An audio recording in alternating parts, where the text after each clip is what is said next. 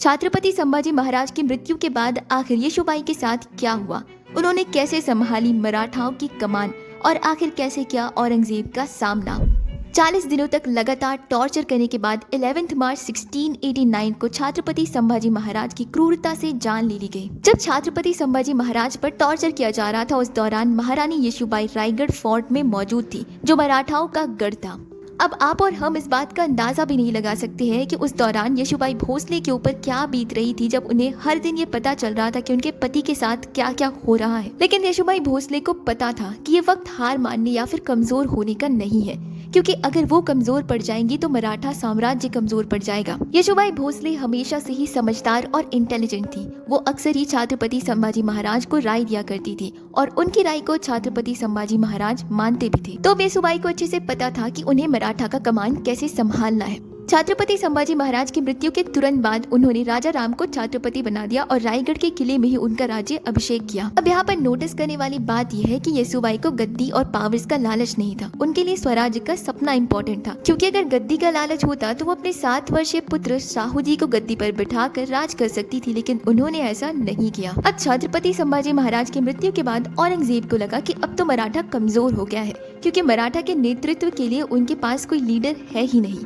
छत्रपति संभाजी महाराज की मृत्यु के महज 13 दिन बाद औरंगजेब दक्कन को हासिल करने के सपने के साथ जुल्फिकार खान को सेना की एक टुकड़ी के साथ रायगढ़ भेज देता है। इस दौरान रायगढ़ के फोर्ट में महाराज राजाराम, उनकी पत्नी ताराबाई और येशुबाई अपने पुत्र शाहू जी के साथ मौजूद है। अब तक येशुबाई ये पता कर चुकी थी कि जुल्फिकार खान सेना की एक टुकड़ी के साथ उनके ऊपर हमला करने के लिए निकल चुका है, और येशुबाई को पता था कि अगर पूरा परिवार एक साथ होगा तो ये मराठा साम्राज्य के लिए ठीक नहीं है, क्योंकि या तो एक बार ही उनके ऊपर हमला करके सबको मार दिया जाएगा या फिर सबको कैद कर दिया जाएगा, और इन दोनों ही सिचुएशन में मराठा साम्राज्य खत्म हो सकता है। तो अब येसुबाई ने डिसाइड किया कि वो मुगलों की फौज का सामना करेंगी, और राजा राम और उनकी पत्नी को बचाते हुए उन्होंने रायगढ़ किले से दूर जिंजी में भेज दिया।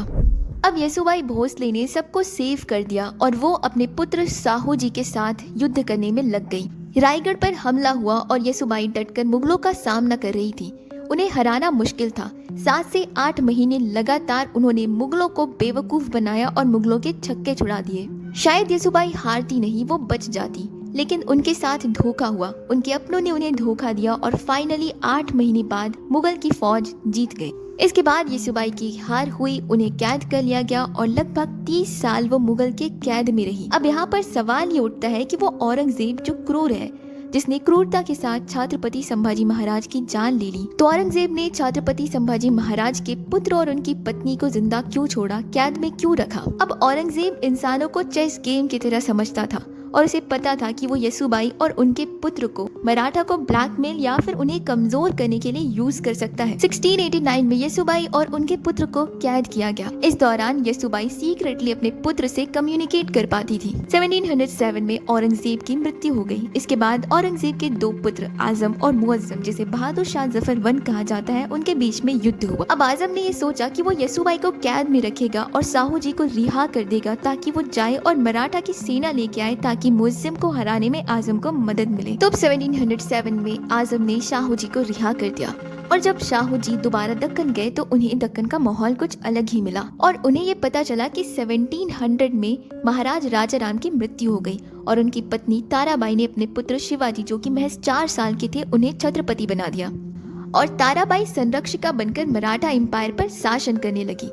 यहाँ पर आपको बता दूं, मराठा एम्पायर के संस्थापक छत्रपति शिवाजी महाराज, और यहाँ पर जिनकी बात हो रही है वो दोनों शिवाजी अलग हैं। शाहू जी ताराबाई से बात करते और कहते हैं कि अगर मेरे पिता को कैद नहीं किया जाता और उनकी मृत्यु नहीं होती तो मैं ही अगला छत्रपति बनता, तो मुझे मेरी गद्दी वापस चाहिए। लेकिन ताराबाई गद्दी देने को तैयार नहीं थी। इसके बाद मराठा एम्पायर 2 ग्रुप्स में डिवाइड हो गया। एक वो ग्रुप जो शाहू जी की मदद कर रहा था और एक वो ग्रुप जो ताराबाई की मदद कर रहा था। इन दोनों ही ग्रुप्स के बीच में 1707 में खेड़ा में युद्ध हुआ। इस युद्ध को जीतने के बाद शाहू जी अगले छत्रपति बने और इस बार सतारा को मराठाओं का गढ़ बनाया गया। वही ताराबाई अपने पुत्र शिवाजी सेकंड के साथ कोल्हापुर चली गई और दूसरा कैपिटल कोल्हापुर को बनाया गया। यानी कि मराठा फिलहाल 2 अलग अलग ग्रुप में डिवाइडेड है। लेकिन यहाँ पर एंट्री होती है बालाजी विश्वनाथ की। पर ये वही है जिन्होंने शाहू जी की मदद की गद्दी हासिल करने में। छत्रपति शाहू जी ने बालाजी विश्वनाथ को अपना पेशवा बनाया। बालाजी विश्वनाथ की वजह से ही एक बार फिर से मराठा यूनाइट हो पाया और उन्होंने ही येसुबाई को जेल से बाहर निकाला।